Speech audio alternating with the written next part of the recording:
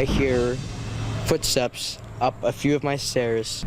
Those footsteps were followed by a confrontation between a burglar and a teenage boy who was home alone. And that's a frightening thought for any parent. Sure is. New at 5:30, Channel 11's Tamika Artis talked to that brave young man about his encounter. Tamika?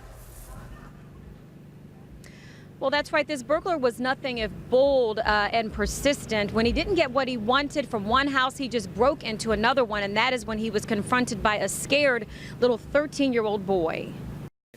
I feel that what I did was the best thing that I could have done, because if I would have answered the door, I never knew what could have happened. Less than 24 hours after having his house broken into, Tyler Stieber is still a bit shaken, but glad his parents gave him the day off from school to recover from his frightening encounter with a stranger at his front door. My parents and in school, they've always told me that if anything wrong happens, first contact them. If it's a major emergency, dial 911. And that is exactly what the 13-year-old did when a burglar broke into his family's house on Peach Street in Fayette City. He was home alone watching television when he says it all began with a knock on the front door.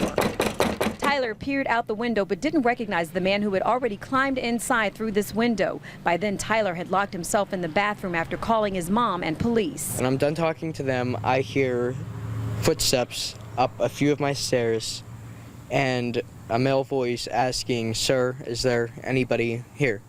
So I scream out yes. Apparently that was enough to scare off the burglar, who was quite busy that afternoon, according to police. Minutes earlier, they say he also broke into this house on Market Street a few blocks away, only leaving after he was confronted by the homeowner.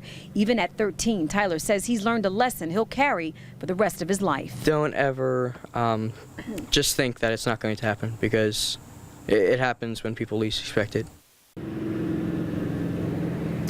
Well, for all of his troubles, the suspect only made off with a laptop worth about $300. A talk with the mayor earlier today, he says that they still have not made any arrests, but he is working with the state police department to try and find the suspect. Reporting live, I'm Tamika Artis to Channel 11 News.